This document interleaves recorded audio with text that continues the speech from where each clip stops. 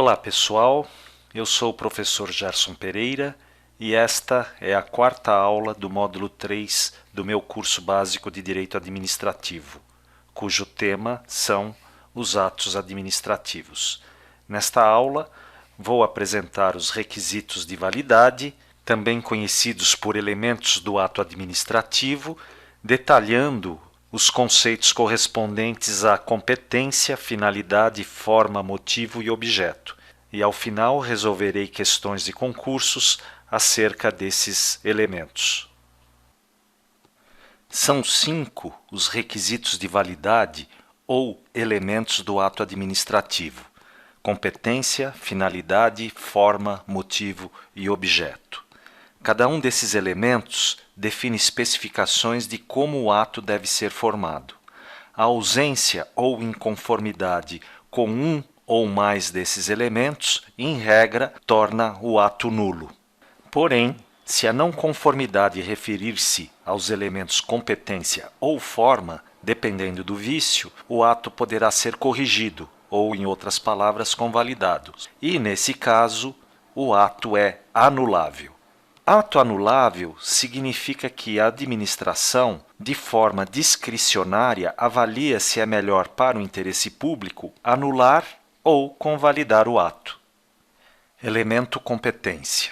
Esse elemento define quem tem atribuição legal para editar o ato. A competência pode ser do órgão ou da pessoa. O vício de competência ocorre quando um órgão ou uma pessoa não habilitados legalmente executam o ato. Se o vício for de pessoa, o ato poderá ser convalidado, ou seja, outra pessoa do mesmo órgão, esta competente, assumirá a execução do ato, tornando-o convalidado. Por outro lado, vício de órgão não poderá ser convalidado. As competências são sempre estabelecidas em lei e estão relacionadas com as atribuições do órgão e dos cargos. Portanto, tanto para os atos vinculados como para os discricionários, a competência será sempre um elemento vinculado. O elemento competência tem algumas características que lhe são inerentes. Primeiramente, a competência é de exercício obrigatório para os órgãos e agentes públicos, ou seja, ela é irrenunciável. O exercício da competência pode ser delegado parcialmente, desde que atendidos os requisitos legais. Mas a delegação não implica em renúncia à competência. A competência permanece sempre com o órgão delegante. O que é delegado é o exercício da competência, podendo o órgão delegante revogá-la a qualquer tempo. Pessoal, isso cai muito em concurso. Então, a gente precisa prestar bem atenção ao sentido que está sendo empregado no enunciado. Se o sentido é de delegação da competência como elemento do ato administrativo, ok, subentende-se que está sendo delegada a execução do ato, e isso está correto. Mas se o sentido for de delegação da atribuição do órgão, competência como atribuição do órgão, esta não pode ser delegada. Essa atribuição, ela permanece sempre com o órgão original. A competência é intransferível. Aqui tem novamente o mesmo sentido. A delegação não transfere a competência, mas sim o exercício de parte das atribuições do órgão delegante, que pode continuar a exercê-las ao mesmo tempo que o agente delegado. A competência é imodificável pela vontade do agente, pois está estabelecida em lei e é sempre um elemento vinculado. É inadmissível ao agente público ampliar ou restringir a sua competência. A competência é imprescritível. Então, se o órgão não exerce a competência, isso não a extingue. A titularidade da competência é sempre daquele a quem a lei a atribuiu. A competência é também inderrogável, improrrogável e indeclinável. Inderrogável. O órgão não pode diminuir sua competência transferindo-a para outro órgão. Improrrogável. O órgão não pode estender sua competência por vontade própria, ou seja, a incompetência não pode ser transformada em competência. E indeclinável, quem tem a competência não pode se omitir, tem que executá-la. Regras para a delegação de competência. Essas regras estão contidas nos artigos 11 a 14 da Lei nº 9.784 de 99. Os pontos relevantes dessa delegação são os seguintes. A. Em regra, toda competência pode ser delegada, exceto se houver algum impedimento legal. B. A delegação pode ser feita para órgãos ou agentes subordinados hierarquicamente. No entanto, a delegação também é possível, mesmo que não exista a subordinação hierárquica. C. A delegação deve ser sempre de parte da competência do órgão, mas não de todas as suas atribuições. D. A delegação deve ser sempre feita por prazo determinado. E E. Não pode ser delegados a edição de ato normativo, a decisão de recurso administrativo e as matérias de competência exclusiva do órgão. Avocação da competência. Conforme artigo 15 da Lei 9.784 de 99, a competência do órgão subordinado hierarquicamente poderá ser avocada temporariamente por motivo relevante e devidamente justificado. Essa lei não fala nada sobre avocar competência atribuída a órgão ou agente não subordinado. Também não pode ser avocada a competência exclusiva de órgão hierarquicamente inferior. Em resumo, são duas as hipóteses de avocação. A. O órgão superior chama-se temporariamente o exercício da competência atribuída originalmente a órgão hierarquicamente inferior. E B. O órgão superior chama de volta para si, temporariamente, a competência delegada a órgão inferior hierarquicamente, sem que isso implique em extinção da delegação. Revogação de competência. Revogação e avocação de competência não se confundem. A avocação é temporária e não extingue a delegação. A revogação é definitiva, e aí o exercício da competência retorna ao órgão que a tinha delegado. Para que essa competência seja novamente delegada, é necessário editar um novo ato de delegação. Diferenças entre excesso de poder e desvio de poder. Ambos são modalidades de abuso de poder. O excesso de poder ocorre quando o agente público atua fora ou além dos limites de sua competência. Por exemplo, um agente público que tem competência para aplicar uma pena de suspensão impõe uma sanção mais rigorosa, que não é de sua alçada ou atribuição. Já o desvio de poder ocorre quando há vício no elemento finalidade do ato administrativo, ou seja, o ato é utilizado para atingir uma finalidade que não está vinculada ao ato. O vício da competência, ou o excesso de poder, é sanável, ou seja, admite a convalidação, exceto se tratar-se de competência exclusiva, e, portanto, não obriga à anulação do ato. Por exemplo, um ato foi indevidamente assinado por um delegado de Polícia Federal, mas é da competência do superintendente. Para que o ato seja convalidado, basta que o superintendente assine o ato abaixo da assinatura do delegado. Já o desvio de poder não admite convalidação, ou seja, se houve desvio de finalidade, o ato é nulo. Finalidade. Além de ser um dos elementos do ato administrativo, a finalidade é um dos princípios norteadores da administração pública.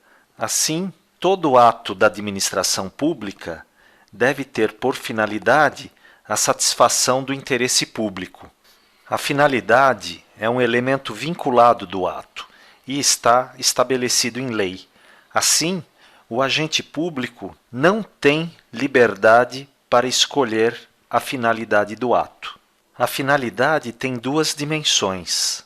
A primeira é mais geral e mediata, e determina que a finalidade do ato é a satisfação do interesse público. A finalidade imediata é sempre a mesma para todos os atos administrativos. A segunda dimensão da finalidade é a imediata. É aquela que é o objetivo direto, o resultado que se pretende atingir, previsto na lei e que determina a prática do ato administrativo. Desvio de finalidade. O desatendimento da finalidade mediata ou geral, ou ainda a imediata ou específica, configura desvio de finalidade ou desvio de poder. O desvio de poder acontece quando o agente pratica um ato com finalidade diferente daquela prevista na regra de competência. Atenção, aqui essa expressão, regra de competência, é sinônimo de lei, ou seja, regra competente, ou da regra aplicável ao caso. Convalidação. Não existe a possibilidade de se convalidar um ato que contenha desvio de finalidade ou desvio de poder. Um ato com vício de finalidade é sempre um ato nulo, pois é contrário à lei, é um ato ilegal. Espécies de desvio de poder. Há duas espécies de desvio de poder ou de finalidade, cada um correlacionado às dimensões da finalidade. A. O agente busca uma finalidade contrária do interesse público, por exemplo, com o propósito de favorecer ou prejudicar alguém. B. O ato praticado está de acordo com o interesse público, mas a lei não prevê aquela finalidade imediata para o ato. Exemplo: como punição por indisciplina, o servidor é transferido para uma localidade remota. Ainda que nessa localidade haja carência de pessoal, o ato de transferência não tem por finalidade punir um servidor por indisciplina. A finalidade desse ato deve ser unicamente a de balancear o número de agentes de um determinado cargo às necessidades das diferentes unidades administrativas. Forma. O elemento forma refere-se a como o ato administrativo será exteriorizado ou formatado. Alguns autores defendem que o ato é vinculado às formas definidas em lei. Como regra geral, o ato deve ser formal, por escrito, em português, com data e local de sua realização e assinado por uma autoridade competente. Outros autores defendem que, quando a forma não está explicitada em lei, haveria discricionariedade da administração escolher a forma mais adequada conforme conveniência e oportunidade. Por outro lado, caso a lei defina a forma do ato, a forma se torna obrigatória, se torna vinculada, ou seja, se o ato não respeitar a forma definida em lei, o ato será nulo. E, se esse for o caso, o vício de forma do ato não poderá ser convalidado. Observação: a ausência ou inobservância de algum dos elementos que constituem o ato administrativo, ou seja, a competência, finalidade, forma, motivação ou objeto, é considerado um vício de forma. Forma não escrita. Há algumas situações que, embora não seja regra geral, admitem o ato administrativo em forma não escrita. Por exemplo, gestos, apitos ou sinais luminosos para a condução do trânsito, cartazes e placas que expressam orientações da administração, como, por exemplo, não fumar, não estacionar, horário de atendimento, desligue o celular, etc. Motivo. Motivo é a causa imediata do ato. É a situação de fato ou de direito que provocou, determinou ou autorizou a prática do ato. Aqui, causa e motivo são sinônimos. Exemplos: motivo da licença paternidade, nascimento do filho; motivo da interdição de um prédio, perigo de desabamento por má conservação; motivo do tombamento de um imóvel, seu valor histórico. Detalhe: não basta a existência do fato em si. Tem que haver um pressuposto ou normativo jurídico que autoriza ou provoca a prática do ato. Por exemplo, nascimento de um neto. Se no normativo está que é o nascimento de um filho que autoriza a licença paternidade, obviamente que o nascimento de um neto não tem esse mesmo efeito. Ato vinculado. Dessa forma, quando a lei determina completa e objetivamente a situação de um fato que acarretará obrigatoriamente a prática de um ato, diz-se que esse ato é vinculado. Exemplo, licença paternidade por 5 dias quando do nascimento de um filho. Ato discricionário. Por outro lado, quando a lei, tendo em vista um determinado fato, permite que a administração pratique ou não o ato, estamos diante de um ato discricionário. Exemplo, concessão de licença não remunerada por até 3 anos para o servidor tratar de interesses particulares a critério de conveniência ou oportunidade da administração. Vícios de motivo. Temos 2 vícios relacionados com o motivo do ato. O primeiro é o motivo inexistente, que ocorre quando a causa alegada não ocorreu ou não existiu. Exemplo, exoneração de servidor em estágio probatório por inassiduidade, sendo que o servidor comprovou que não faltava ao serviço e nem se atrasava. Nesse caso, o ato de exoneração é nulo por inexistência de motivo, pois o fato alegado na motivação não ocorreu. O segundo vício de motivo é o motivo ilegítimo, que ocorre quando o fato alegado para justificar o ato não está previsto em lei como pressuposto para a prática daquele ato. Por exemplo, no estágio probatório são 5 os elementos avaliados: assiduidade, disciplina, capacidade de iniciativa, produtividade e responsabilidade. Se o servidor for reprovado no estágio probatório por apresentação pessoal imprópria, ainda que se possa provar que os trajes do servidor eram inadequados para o ambiente de trabalho, o ato de exoneração é nulo por motivo ilegal, já que a norma não prevê esse motivo para a reprovação. O quinto elemento do ato administrativo é o objeto. O objeto é o próprio conteúdo do ato. É a alteração provocada por ele no mundo jurídico. É o resultado ou o efeito imediato provocado pelo ato. Exemplos. O objeto de um ato de concessão de uma licença é a concessão da licença propriamente dita. O objeto de um ato de exoneração é a própria exoneração. O objeto do ato de suspensão de um servidor é a suspensão por até 90 dias sem remuneração, conforme valoração da gravidade da falta cometida. Nos atos vinculados, uma vez verificada a existência do fato, ou seja, da causa ou motivo, a prática do ato com aquele conteúdo ou objeto é obrigatória, conforme previsto na lei. Nos atos discricionários, existe liberdade de escolha do objeto, de forma que a administração pode selecionar o conteúdo do objeto dentre as opções disponíveis na lei, a que, por razões de conveniência e oportunidade, melhor se adequa à situação concreta. Pode-se afirmar que a. Nos atos vinculados, motivo e objeto são vinculados, e b. Nos atos discricionários, motivo e objeto são discricionários. Ou seja, os demais elementos do ato, forma, finalidade e competência, são sempre vinculados, independentemente se o ato é vinculado ou discricionário.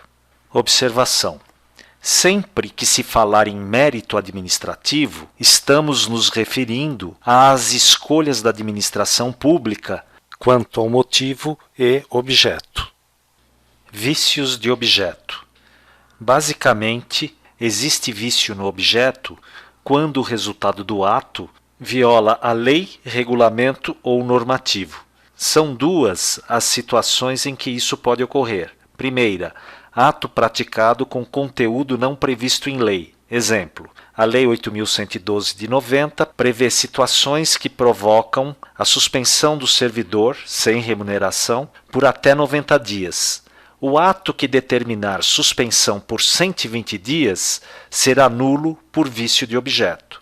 Segunda, ato praticado com objeto diferente do previsto em lei. Por exemplo, vamos supor que uma lei municipal preveja situações de permissões de uso de bem público, por exemplo, instalação de uma banca de jornal numa praça, e outra para autorização de uso de bem público, por exemplo, no caso de instalação de barracas de feira. Caso a administração conceda uma autorização para a instalação da banca de jornais, o ato será nulo por desvio de objeto. Bom, pessoal, vamos agora à resolução das questões de concurso. Questão do CESP de 2014 para analista administrativo da Anatel. Os atos administrativos devem ser praticados necessariamente por escrito em atendimento ao princípio do formalismo. Certa ou errada? Apertem a tecla pause. Essa questão parece fácil, mas não é, pois temos que interpretar o que a banca está pensando. Primeiramente, a gente viu na parte teórica da aula que o ato não necessariamente precisa ser por escrito, pois há situações em que ele é expresso por placas, sinais, apitos, etc. Mas, na questão, tem em atendimento ao princípio do formalismo, o qual dispõe que o ato deve ser, sim, formal e por escrito. E aí, o que vocês acham? Bom, para nos ajudar, no enunciado tem um outro termo, que é o necessariamente, que acaba invalidando a questão. Dessa forma, nem todo ato precisará respeitar o princípio do formalismo. Portanto, errada a questão. Questão do CESP de 2015 para técnico do MPU. O servidor responsável pela segurança da portaria de um órgão público desentendeu-se com a autoridade superior desse órgão. Para se vingar do servidor, a autoridade determinou que, a partir daquele dia, ele anotasse os dados completos de todas as pessoas que entrassem e saíssem do imóvel. Na situação apresentada, a ordem exarada pela autoridade superior é ilícita, por vício de finalidade. Certa ou errada? Apertem a tecla pause. Essa questão é fácil. Não está previsto na norma que regula o controle de segurança, mediante a anotação de todos que entram e saem do prédio, que esse ato pode ser utilizado com a finalidade de punir os funcionários ou servidores que se desentendem com a autoridade. Portanto, correta a questão. Questão do IFBC de 2014 para técnico judicial do TRE do Amazonas. Com relação ao ato administrativo, assinale a alternativa correta. A. É praticado apenas pelas autoridades do Poder Executivo. B. A competência, a finalidade, a forma, o motivo e o objeto são requisitos necessários à formação do ato administrativo. C. A presunção de legitimidade do ato administrativo não isenta o administrador de comprovar a sua validade e sua conformidade com a lei. D. Atos administrativos vinculados são aqueles que o administrador pode praticar com liberdade de escolha de seu conteúdo, de seu destinatário e de sua conveniência. Apertem a tecla pause. Bom, pessoal, essa questão é fácil, pois os elementos ou requisitos de validade necessários à formação do ato administrativo são a competência, a finalidade, a forma, o motivo e o objeto. Ou seja, a alternativa correta é a letra B. Bom, como sempre é interessante, vou analisar os erros das outras alternativas. A letra A está errada porque o Poder Judiciário e o Poder Legislativo também praticam atos administrativos, embora na função atípica. A letra C está errada porque a presunção de legitimidade não isenta o administrador de comprovar a validade do ato sempre que for questionado em relação a esse quesito. E a alternativa D está errada porque essa definição corresponde ao ato discricionário e não ato vinculado. Questão da Sesgran Rio de 2015 para profissional júnior da Petrobras. Determinada norma estabelece que cabe ao diretor do órgão administrativo X a edição de específicos atos administrativos. Aqui trata-se de identificar, no que se refere ao elemento do ato, a denominada A. Forma, B. Competência, C. Finalidade, D. Motivação ou E. Abrangência. Apertem a tecla pause. Temos aqui outra questão fácil. O elemento do ato que estabelece quem tem a atribuição para editá-lo é a competência. Assim, a letra B é a alternativa correta. Questão da FEPESE de 2014 para procurador do Ministério Público do Estado de Santa Catarina. Sobre o ato administrativo, assinale a alternativa incorreta. A. A licença para edificar é exemplo de ato administrativo. B. São elementos do ato administrativo sujeito competente, objeto, forma, finalidade e motivo. C. Se os motivos expostos em um ato administrativo forem falsos ou inexistentes, o ato praticado é anulável. D. A edição de ato administrativo por administrador público competente, visando o fim diverso daquele que a lei lhe atribuiu, caracteriza o desvio de finalidade. E. Se um ocupante de cargo em comissão for exonerado, sendo justificada sua exoneração em razão da ausência de verba, não pode outro servidor ser nomeado em seguida, ou, se for o caso, o ato será invalidado, porque o motivo alegado para a exoneração do anterior era falso. Apertem a tecla pause. Essa questão é difícil. A alternativa A está correta, pois a licença para edificar é realmente um exemplo de ato administrativo. A alternativa B também está correta, pois sujeito competente, objeto, forma, finalidade e motivo são elementos do ato administrativo. A alternativa C está errada, pois no ato anulável subentende-se que a administração pode anulá-lo ou convalidá-lo. Não é o caso. Motivo falso ou inexistente torna o ato nulo, ou seja, a administração não pode convalidá-lo. A alternativa D também está correta, pois o administrador não pode se desviar da finalidade atribuída em lei para cada ato administrativo.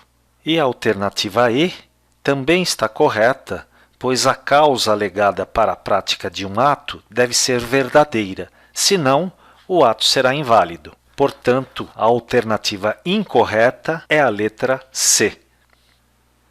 Questão da VUNESP de 2014, para analista judiciário do Tribunal de Justiça do Pará. Um ato administrativo produzido com defeito quanto ao sujeito que o emana, quanto à ofensa aos requisitos de existência e validade e quanto ao desvio de procedimento, apresenta vícios de A. Competência de forma e de finalidade, B. Forma de conteúdo e de finalidade, C. Motivo de conteúdo e de competência, D. Conteúdo de forma e de competência, ou E. Forma de motivo e de finalidade. Apertem a tecla pause. Bom, pessoal, essa questão é bem mais fácil do que aparenta. São 3 especificações de elementos do ato. O primeiro deles, quanto ao sujeito que o emana, descreve a competência. O segundo, quanto aos requisitos de existência e validade, está relacionado à forma. Não sei se vocês lembram, mas quando apresentei o elemento forma, eu comentei que a ausência ou invalidade de quaisquer dos elementos do ato constitui um vício de forma. E, quanto ao desvio de procedimento, refere-se ao elemento finalidade. Portanto, a alternativa correta é a letra A. Bom, pessoal, chegamos ao final da aula 4. Não esqueçam de fazer os exercícios do caderno de questões. Qualquer dúvida, deixem recado no meu perfil do itinerante. Até mais!